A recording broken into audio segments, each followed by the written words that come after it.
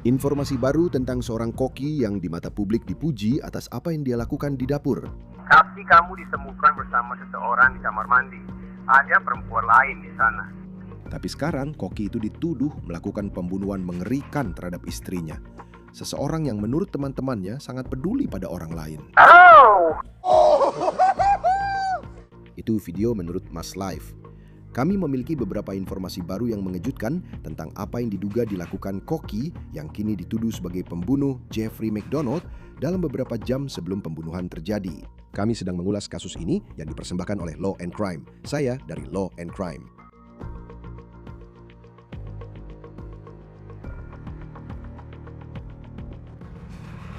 Jika Anda mencari nama Jeffrey MacDonald dan UMass sebelum 22 April, Anda mungkin akan melihat banyak postingan yang membicarakan betapa hebatnya dia sebagai seorang koki, seseorang yang menjadi pelopor di dunia kuliner kampus. Tapi sekarang, kita semua tahu bahwa ada banyak hal lain tentang siapa sebenarnya pria itu. Dan kita telah mengetahui mengapa dia mungkin berada di hotel itu sejak awal. Dan kita juga mengetahui lebih banyak tentang wanita yang menjadi korban dalam cerita ini, istri Jeffrey MacDonald, wanita yang diduga dibunuh olehnya. Dia dilaporkan telah menceritakan kepada temannya beberapa hari sebelum pembunuhan tentang suaminya dan beberapa kekhawatiran yang diduga dia miliki. Sekarang, nama korban adalah Emma MacDonald dan dia adalah seseorang yang sangat layak mendapatkan perhatian atas kehidupan yang telah dijalaninya. Dia meninggalkan seorang putri kecil dan 2 anjing yang sangat dia cintai. Teman-temannya mengatakan dia adalah wanita yang luar biasa. Dan kita akan banyak membahas seperti apa upaya-upaya saat ini untuk mendapatkan keadilan baginya. Sekarang, pria yang dituduh membunuhnya, sekilas, sekali lagi, dia adalah sosok yang dalam banyak hal dijunjung tinggi. Dan dia adalah koki pemenang penghargaan karena dia salah satu pemimpin di layanan makan kampus di UMass. Dan sejujurnya, dia juga semacam daya tarik bagi kampus itu. Coba lihat Princeton Review, cek ini. Kamu lihat tempat-tempat terbaik di negara ini untuk makan di kampus. Dan jika kamu calon mahasiswa dan itu penting buatmu, UMass ada di urutan teratas. Dan koki Jeffrey MacDonald adalah salah satu alasan utamanya. Pria berusia 36 tahun itu dinobatkan sebagai koki terbaik tahun ini oleh Federasi Kuliner Amerika pada tahun 2025 karena masakannya. Dan itu hanyalah salah satu dari beberapa penghargaan yang ia menangkan atas keahliannya di bidang kuliner sebagai koki di UMass Amherst. Namun sulit untuk mengatakan semua itu penting sekarang, mengingat inilah gambaran yang kini kita pikirkan dan kita lihat ketika kita memikirkan Jeffrey MacDonald. Ini menurut WWLP saat sidang pertamanya di pengadilan setelah dugaan pembunuhan terhadap Emma MacDonald. Perhatian, medis 3, perhatian, unit medis 3 segera ke satu pusat kampus. Hotel pusat kampus itu, UMass, kamar 413. It's going to be for a possible mental health issue. Itulah yang dikatakan petugas operator 911 setelah panggilan masuk ke polisi di Massachusetts Barat dari Hotel UMass. Ini pertama kali diposting oleh Mas Live. Sekarang, sekali lagi, ini adalah hotel di dalam kampus. Dan petugas mengatakan bahwa ada masalah di kamar 413. UFC berteriak tentang adanya seseorang yang tergeletak dan membutuhkan tambahan personel. Sekarang, sebelum kita masuk ke detail baru yang kita miliki tentang bagian kasus itu, saya ingin membicarakan sedikit lagi tentang Emma MacDonald. Karena catatan online menunjukkan bahwa dia juga merupakan karyawan di UMass. Salah satu temannya mengatakan kepada Boston Globe pada tahun 2022 bahwa dia menikah dengan Jeffrey MacDonald. Dia memiliki seorang putri berusia 10 tahun. Jeffrey memiliki 2 anak dari pernikahan sebelumnya. Dan kami juga memiliki beberapa dokumen baru yang menjelaskan kekhawatiran ibu dari anak-anak tersebut tentang Jeffrey dalam beberapa tahun terakhir. Seorang teman Emma mengatakan kepada Globe bahwa Emma memiliki beberapa kekhawatiran tentang perilaku Jeffrey pada hari-hari dan minggu-minggu menjelang pembunuhannya. Dia mengatakan bahwa Emma sangat mencintai Jeffrey dan dia benar-benar percaya pada Jeffrey yang membuat kisah ini menjadi sangat tragis. Namun, dalam wawancaranya, ada sebuah anekdot yang benar-benar menonjol dan menggambarkan apa yang bisa disebut sebagai perilaku sangat aneh dari Jeffrey MacDonald yang diduga terjadi selama sebulan terakhir. Teman ini mengatakan bahwa Jeffrey dan Emma telah merencanakan perjalanan ke Disney World bersama anak-anak mereka hanya 2 minggu sebelum Emma meninggal. Tapi bagaimana dengan ini yang bisa bikin kaget? 1 minggu kemudian, Jeffrey meminta cerai. Lalu pada hari pembunuhan, yaitu 22 April, ada video yang diunggah secara online oleh Mass Live. Dan video itu menunjukkan Jeffrey melompat ke sebuah kolam di kampus. Dan dia masih mengenakan pakaian lengkap kokinya. Jadi cuaca di Amherst, Mass hari itu sekitar 20 derajat. Dan kalau kamu menonton videonya, kamu bisa mendengar orang-orang tertawa saat Jeffrey masuk ke air. Tapi video itu ternyata tidak menggambarkan suasana sebenarnya dari situasi tersebut. Dalam artikel Boston Globe, teman Emma mengatakan bahwa seseorang menelpon 911 setelah Jeffrey keluar dari kolam karena cara dia bertingkah. Kemudian setelah berbicara dengan polisi, dan kita tidak tahu detail percakapan itu, Jeffrey memesan kamar di Hotel UMass untuk malam itu. Dan temannya mengatakan bahwa rencana Emma adalah tetap tinggal di rumah. Mereka tinggal sekitar 20 menit dari kampus. Dan temannya berkata, kutip, disarankan agar mereka menenangkan diri karena perilakunya dan apa yang sedang terjadi, tutup kutip. 17 IM untuk medis 3. Silakan medis 3. Saya butuh ambulan tambahan di sini secepatnya dan saya perlu menambah 7. Tolong. Ini yang tertulis di laporan polisi tentang apa yang terjadi malam itu. Pada hari Rabu 22 April 2026 sekitar pukul 19.42, petugas dari Departemen Kepolisian UMass Amherst dan petugas pemadam kebakaran, para medis dari Dinas Pemadam Kebakaran Amherst dikirim ke kamar 413 Hotel UMass di One Campus, Centerway, Amherst, Mass. Setelah ada panggilan 911 yang melaporkan keadaan darurat yang terjadi di lokasi tersebut. Mengingat situasinya, petugas dari kepolisian Hadley juga turut merespons untuk membantu. Sekarang, kita sedang membicarakan beberapa instansi yang merespons apapun yang sedang terjadi di lantai 4 hotel ini. Dan ketika polisi tiba di kamar 413, mereka diduga bertemu dengan pria yang sama yang Anda lihat tersenyum dengan medali di lehernya sebagai koki hebat di kampus ini. Namun, orang yang diduga mereka ajak berinteraksi bertingkah sangat berbeda dari orang yang selama ini dikenal oleh komunitas. Laporan tersebut melanjutkan kutipannya, saat kedatangan petugas polisi, terjadi perkelahian hebat antara mereka dan seorang pria, Jeffrey C. McDonald, di mana J. McDonald melemparkan benda ke arah petugas dan memukul wajah salah satu petugas polisi UMass lebih dari 1 kali. Sekarang, itu bukan satu-satunya hal yang dihadapi oleh para petugas darurat yang pertama tiba di lokasi. Saat memasuki kamar 413, petugas menemukan seorang perempuan yang sudah meninggal dengan luka-luka serius. Melihat parahnya luka-luka pada perempuan tersebut, para penyelidik menyimpulkan bahwa luka-luka itu disebabkan oleh serangan yang brutal. Sekarang, disinilah cerita ini menjadi semakin mengejutkan. Kutipan, J. McDonald ditangkap dan dibawa ke Departemen Kepolisian UMass Amherst. Setelah dibacakan hak-hak Miranda kepadanya, J. McDonald berbicara dengan para penyelidik, di mana dia mengakui bahwa dia dengan sengaja memukuli korban yang namanya disamarkan hingga tewas dengan menggunakan tangan, kaki, serta berbagai benda tumpul lainnya, dan bahwa memang niatnya adalah untuk membunuhnya dengan melakukan hal tersebut. Menurut polisi, Jeffrey McDonald mengaku kepada mereka bahwa dia dengan sengaja memukuli Emma hingga tewas menggunakan tangan, kaki, dan berbagai benda tumpul. Sekali lagi, keesokan harinya, Jeffrey hadir untuk pertama kalinya di pengadilan, dan inilah menurut WWLP. Dan selama sidang singkat itu, dia tidak benar-benar menunjukkan emosi apapun di wajahnya. McDonald mengaku tidak bersalah atas tuduhannya, dan dia tidak diberikan jaminan sebelum sidang untuk menentukan ada tidaknya dasar yang cukup yang dijadwalkan pada 22 Mei, dan dia akan menjalani evaluasi psikologis. Saya akan membicarakan hal itu dengan tamu kita di sini sebentar lagi, karena itu sebenarnya bisa memiliki dampak besar terhadap bagaimana kasus ini berjalan. Tapi penting juga untuk dicatat bahwa ini bukan pertama kalinya perilaku Jeffrey yang diduga menimbulkan kekhawatiran. Dan hal ini sudah pernah dibahas di sistem hukum sebelumnya. Ini adalah dokumen yang kami temukan terkait kasus hak asuh yang melibatkan ibu dari kedua anaknya. Dan dokumen ini sudah ada sejak tahun 2021. Dan kami menemukan dokumen-dokumen ini di Pengadilan Keluarga dan Warisan di Hampden County, Massachusetts. Pada bulan September 2024, ibu dari anak-anak McDonald menulis bahwa dia ingin mengubah pengaturan hak asuh yang mereka miliki. Karena, kutip, anak-anak telah melaporkan adanya kekerasan verbal dari ayah mereka, berteriak, dipanggil dengan nama-nama kasar, mengumpat, menyaksikan kekerasan verbal yang merendahkan antara ayah dan ibu tiri, dan kemarin melaporkan kekerasan fisik. Anak tertua melaporkan bahwa ayahnya mendorongnya dengan kekuatan penuh ke meja pada hari Senin tanggal 16 September dan bahwa dia telah melukainya di wajah beberapa kali. Anak-anak secara konsisten meminta untuk tidak kembali ke rumah ayah mereka selama setahun terakhir. Kedua anak melaporkan bahwa ayah mereka mengatakan agar mereka tidak melaporkan kekerasan kepada ibu mereka, dan keduanya merasa takut akan pembalasan serta kekerasan dari ayah mereka.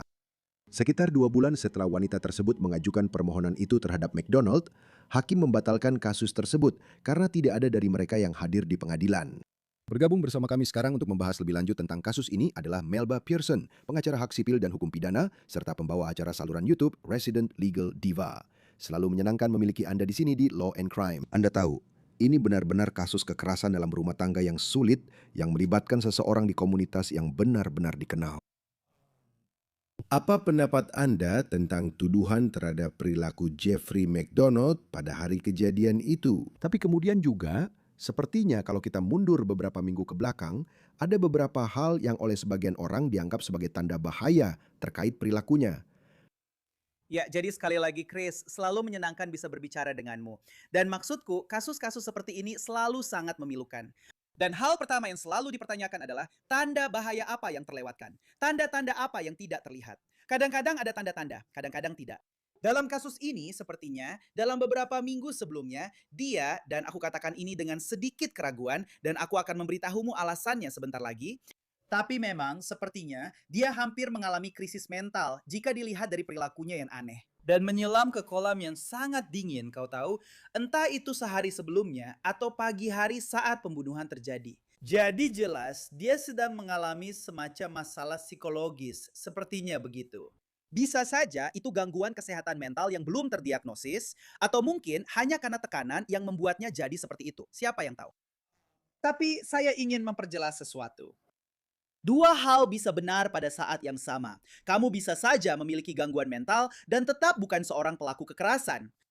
Dan kamu bisa saja memiliki gangguan mental dan menjadi pelaku kekerasan. Dan kedua hal itu hampir tidak ada hubungannya satu sama lain, kan? Karena ini tentang pola pikir dan bagaimana kamu memandang hubungan tersebut. Jika kamu memandang pasanganmu sebagai milikmu, kesehatan mental tidak ada hubungannya dengan itu, kan?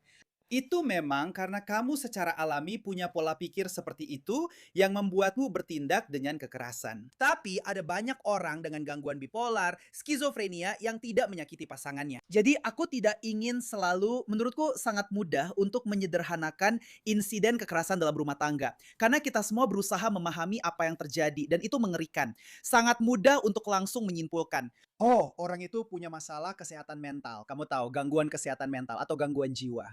Itu seharusnya bukan anggapan otomatis.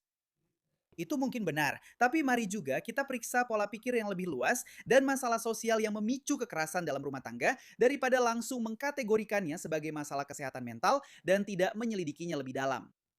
Dan saya pikir itu juga poin yang sangat bagus. Dan ini semacam komentar tambahan saja bahwa ada banyak orang yang hidup dengan gangguan bipolar atau skizofrenia yang bisa menjadi kondisi kesehatan mental yang sangat berbahaya. Tidak diragukan lagi, kita memang sering melihat itu dalam cerita-cerita yang kita liput. Tapi ada banyak orang yang tidak pernah kita dengar dan menjalani kehidupan yang sangat normal serta tidak pernah berada dalam situasi seperti Jeffrey McDonald saat ini. Dan saya tidak tahu apakah dia memiliki diagnosis kesehatan mental, tapi katanya dia sedang menjalani evaluasi psikologis. Apa yang mungkin akan ditemukan dari situ?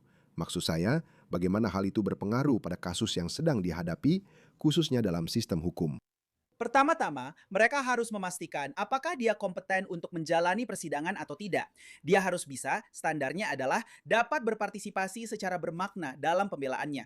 Jadi, saya akan memberikan contoh hipotetis yang memang terlalu disederhanakan, tapi semoga bisa membuat maksudnya jelas.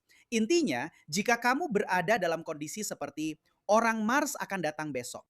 Jelas kamu tidak dalam kondisi mental dan pikiran yang memungkinkan untuk benar-benar berdiskusi dengan pengacara pembelamu tentang strategi. Seperti apakah aku harus bersaksi, apakah aku tidak harus bersaksi. Jika pengacara pembela menunjukkan beberapa bukti yang dimiliki jaksa penuntut terhadapmu, bisakah kamu setidaknya memiliki pemahaman dasar tentang apa yang sedang dibicarakan dan berkata, baik, saya mengerti, saya tidak ingin bersaksi atau saya menolak ini karena alasan ini, atau saya punya saksi lain. Kamu tahu, diskusi itu sangat penting agar seorang pengacara pembela bisa menyusun kasus dan dapat mewakilimu secara efektif di pengadilan.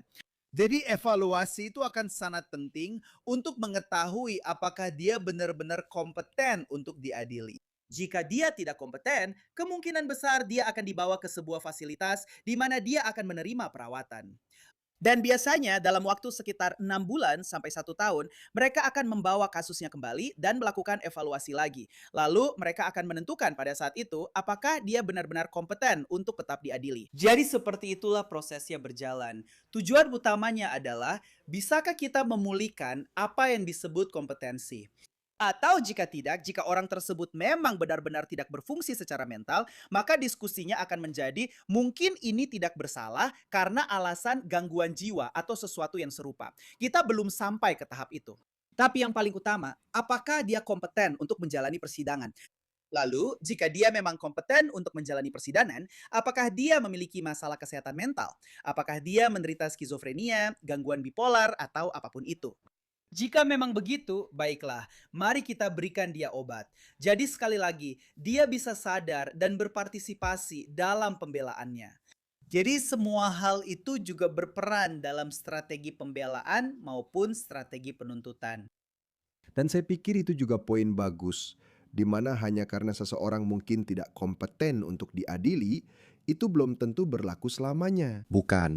Anda tahu, ketika seseorang dinyatakan tidak bersalah karena alasan gangguan jiwa, itu sangat berbeda dengan ketika seseorang dinyatakan tidak kompeten. Benar, karena tidak bersalah karena alasan gangguan jiwa berarti, dengarkan, orang itu sudah sangat parah. Tidak masalah jika Anda memberi mereka obat selama 6 bulan, setahun, 2 tahun. Mereka tidak akan kembali seperti semula dengan mudah. Dan kasus-kasus seperti itu sebenarnya lebih jarang daripada yang Anda kira. Jadi biasanya orang bisa dipulihkan kembali ke kompetensinya karena terkadang ada gangguan kesehatan mental yang belum terdiagnosis. Dan jika itu masalahnya, baiklah, berikan mereka rencana pengobatan. Dan dalam beberapa bulan, mereka sudah kembali ke kondisi yang seharusnya. Tapi kalau seseorang sudah terlalu parah, itu adalah situasi di mana dulu, kamu tahu, biasanya mereka dimasukkan ke rumah sakit jiwa kan? Sekarang kita sebenarnya tidak melakukan itu, tapi memang ada ketentuan khusus untuk seseorang yang memang tidak kompeten dalam hal itu. Saya tidak tahu apakah itu yang terjadi di sini. Sekali lagi, ini masih tahap awal. Kita perlu melihat apa hasil evaluasinya, dan kita perlu melihat apa yang pada akhirnya dilakukan hakim berdasarkan hasil evaluasi itu. Dan sekali lagi, bisa saja situasinya mereka dievaluasi oleh 3 dokter. Karena seperti yang kamu tahu, pihak pembela pasti punya dokter yang mereka sukai untuk memeriksa klien mereka. Dan jaksa juga akan punya orang yang menurut mereka, tidak, ini ahli yang harus kita gunakan. Lalu pengadilan mungkin akan berkata, kamu tahu apa? Saya ingin memilih orang yang menurut saya paling netral. Mereka akan melihat ketiga laporan itu dan kemudian memutuskan apakah seseorang benar-benar kompeten untuk tetap menjalani persidangan jika memang itu menjadi masalah. Kalau soal ini, dia menghadapi tuduhan yang sangat serius. Bisa menghabiskan sisa hidupnya di penjara jika dia dinyatakan bersalah. Dan tentu saja dia dianggap tidak bersalah sampai hal itu terjadi. Tapi jika ada kasus di mana Anda melihat kejadian pada hari itu dan dia seperti melompat ke dalam air dan orang-orang tertawa, tapi kemudian dilaporkan ada telepon ke layanan darurat 911. Dan kemudian begitulah dia akhirnya berada di hotel itu karena polisi berkata, "Hei, kenapa kamu tidak menginap di sini malam ini? Tenangkan diri dulu." Dan sepertinya Emma juga ada di sana, menurut temannya yang mengatakan bahwa dia akan tetap di rumah. Dan polisi menyebut itu sebagai masa menenangkan diri. Jadi ada banyak detail di bagian itu yang belum diungkapkan. Tapi kamu mendengar itu dan ada yang menggambarkannya sebagai perilaku yang tidak menentu. Tapi kemudian kamu melihat pola seperti ini selama beberapa minggu terakhir, di mana mereka katanya akan pergi ke Disney. Dan kemudian mereka memutuskan, lalu dia bilang bahwa dia ingin bercerai. Dan rasanya, bagaimana sistem hukum jika memang ada masalah kesehatan mental pada saat itu? Tapi juga ada pola di mana mungkin ada kekerasan dalam rumah tangga dan kamu sedang membangun kasus ini, bagaimana sistem hukum menyeimbangkan itu semua di mana kedua hal itu bisa saja benar? Iya, dan sekali lagi, ketika kita mendengarkan fakta-faktanya, itu sangat mengganggu karena biasanya kita melihat sebaliknya. Biasanya pasanganlah yang meminta cerai. Dan kemudian itulah yang memicu insiden kekerasan, di mana pelaku merasa kehilangan kendali. Jadi sekarang mereka ingin menegaskan kembali dominasi dan kendali itu melalui kekerasan. Dan kemudian hal itu berujung pada akibat yang fatal. Jadi bagian itu sudah selesai. Tapi yang juga saya perhatikan adalah adanya potensi kesempatan yang terlewatkan. Jadi, setiap negara bagian memiliki versi rawat inap paksa masing-masing. Di Florida, tempat saya tinggal, kami menyebutnya Baker Act. Tapi pada dasarnya, ini adalah proses di mana penegak hukum bisa membawa seseorang ke dalam tahanan, bukan ke penjara. Tapi mereka dibawa ke dalam tahanan, lalu dibawa ke rumah sakit selama 24 hingga 48 jam untuk observasi. Untuk mencari tahu, oke, apakah orang ini memiliki masalah kesehatan mental? Apakah mereka membutuhkan obat? Oke, dan berdasarkan itu mereka akan diberikan rujukan ya. Kamu perlu menemui psikiater, kamu harus mengikuti program ini dan sebagainya. Tapi setidaknya menurutku itu adalah cara yang tepat untuk menenangkan diri. Karena ini bukan soal dia marah, mereka kesal, lalu mereka bertengkar. Oke, kamu ke sini, kamu ke sana, tenangkan diri. Tarik napas lalu lakukan besok. Kamu melompat ke danau yang sangat dingin. Kamu menunjukkan perilaku aneh yang bisa jadi tanda sedang mengalami gangguan kesehatan mental. Kalau begitu, seharusnya pihak kepolisian membawanya dan pada dasarnya merawatnya secara paksa di rumah sakit. Dan mungkin saja dia masih bersama kita hari ini. Ini bukan untuk menyalahkan pihak kepolisian, tapi ada kemungkinan jika dia dirawat di rumah sakit, mungkin dia akan mendapatkan bantuan yang dia butuhkan. Sekali lagi, dengan asumsi ini murni masalah kesehatan mental dan itu bisa saja mencegah terjadinya peristiwa mematikan. Ya, dan memang ini kasus yang sangat-sangat berbeda. Kamu tahu, saya bilang begitu, tapi saya rasa semua orang pasti masih ingat kasus Gabby Petito, di mana kalau tidak salah, Brian Laundrie akhirnya pergi ke hotel. Dia tetap tinggal di RV yang mereka punya. Dan akhirnya mereka bertemu lagi malam itu. Dalam kasus ini, temannya mengatakan bahwa Emma McDonald akan pulang ke rumah mereka dan Jeffrey McDonald akan tetap di hotel. Menarik juga, saya tahu bahwa jaksa wilayah setempat belum mau berkomentar tentang hal itu sampai saat ini. Kita, sayangnya, sering harus membicarakan kasus kekerasan dalam keluarga dan kekerasan dalam rumah tangga, serta beberapa kisah yang sudah terlalu sering kita liput. Dan salah satu kalimat yang menonjol bagi saya, yang dikatakan temannya kepada Boston Globe adalah bahwa, kamu tahu, Emma sangat mencintainya dan dia benar-benar percaya padanya. Dan dia adalah orang yang, kamu tahu, selalu saya sebutkan. Dulu saya bekerja di Western Mass. Saya sampai bilang, UMass benar-benar sangat serius soal layanan makan di kampus. Seperti itu, jadi nilai jual untuk merekrut mahasiswa ke kampus ini. Dan dia adalah simbol dari itu. Dan kamu bisa melihat kenapa dia adalah seseorang yang benar-benar bisa kamu percayai. Tapi dalam beberapa kasus kekerasan dalam rumah tangga ini, menurut saya untuk meningkatkan kesadaran, apa yang biasanya kamu lihat dalam kasus seperti ini? Kita akan fokus pada sisi buruknya karena apa yang telah terjadi. Tapi seperti momen-momen baik di sepanjang jalan. Dan bagaimana itu tidak terlihat seperti hubungan yang dari awal sampai akhir hanya buruk. Tapi kita seringkali hanya melihat seperti kualitas toksik dari hal-hal yang sedang membaik, seperti merencanakan perjalanan ke Disney. Dan kemudian semuanya bisa saja, kamu tahu, situasinya bisa langsung berbalik memburuk. Seperti, dan dalam kasus ini, dia diduga ingin bercerai seminggu kemudian. Sulit untuk memahaminya. Ya, tapi sekali lagi, berdasarkan sedikit fakta yang kita punya, karena kita tidak memiliki gambaran keseluruhan, tapi perilaku itu memang sangat konsisten dengan seseorang yang entah itu bipolar atau sesuatu yang lain, tapi mereka sedang mengalami gelombang-gelombang ini, pasang surut seperti itu. Dan sangat sulit untuk menjalin hubungan dengan seseorang yang sedang berjuang dengan masalah kesehatan mental. Apalagi jika belum terdiagnosis dan mereka bahkan belum menjalani rencana pengobatan apapun. Jadi, kamu berusaha mengatur dirimu sendiri dari hari ke hari. Kamu bahkan tidak tahu akan mendapati dia seperti apa saat bangun di sebelahnya, kan? Seperti hari ini mereka bisa saja baik-baik saja dan besok bisa berubah. Atau bahkan dari satu momen ke momen berikutnya, kan? Jadi semua itu menjadi sangat sulit. Tapi tetap saja, di sisi lain, yang sering orang lupakan tentang hubungan yang diwarnai kekerasan dalam rumah tangga atau kekerasan oleh pasangan, itu bukan berarti ada kejadian kekerasan setiap hari. Beberapa kasus memang begitu, tapi secara umum mungkin sesuatu terjadi hari ini. Ada permintaan maaf, ada siklus itu, dan sebagainya. Mungkin tidak ada kejadian lagi selama 3 bulan. Dan selama 3 bulan itu, kamu tetap bekerja. Kamu membesarkan keluargamu. Kamu melakukan semua hal itu. Dan kamu tidak selalu menceritakan ke orang-orang, ya ampun, suamiku begini, pasanganku begini, istriku begini, dan sebagainya. Kamu hanya menjalani hidup seperti biasa. Jadi menurutku, kadang orang-orang berpikir bahwa setiap hari itu selalu penuh kekerasan, situasi yang mengerikan dan kacau seperti itu. Kebanyakan orang tidak akan sanggup bertahan dalam situasi seperti itu, bahkan secara mental, karena itu sangat berat. Tapi seperti hubungan pada umumnya, ada pasang surutnya. Dan bedanya adalah ketika ada perselisihan seperti yang biasa terjadi di setiap hubungan, perselisihan itu bisa berubah menjadi kekerasan, atau ada pemaksaan, atau hal-hal lain yang terjadi di balik layar. Jadi aku hanya ingin mengingatkan orang-orang tentang hal itu. Dan juga bahwa kadang-kadang memang tidak ada tanda-tandanya. Kadang-kadang orang sangat tertutup. Dan ketika mereka keluar rumah, mereka tidak punya mata lebam. Mereka tidak punya tulang yang patah. Tapi mungkin mereka tidak bisa mengontrol keuangan mereka sendiri. Mereka mungkin tidak bisa keluar bersama teman-teman tanpa masalah atau bertemu anggota keluarga. Jadi ada berbagai cara kekerasan itu bisa muncul dan tidak selalu terlihat oleh semua orang. Jadi saya hanya ingin mengirimkan pesan penghiburan kepada mereka yang terdampak oleh hal ini. Karena sekali lagi, dan sayangnya, saya tahu ini secara langsung di banyak tingkatan, dan bukan hanya sebagai jaksa. Kamu terus mengingatnya dan memutar ulang semuanya di kepalamu. Jika aku melakukan ini, apakah aku melewatkan sesuatu? Dia mengatakan ini dalam percakapan itu. Apakah dia benar-benar mencoba memberitahuku? Apakah itu teriakan minta tolong? Kamu akan membuat dirimu sendiri. Gila memikirkannya. Jangan.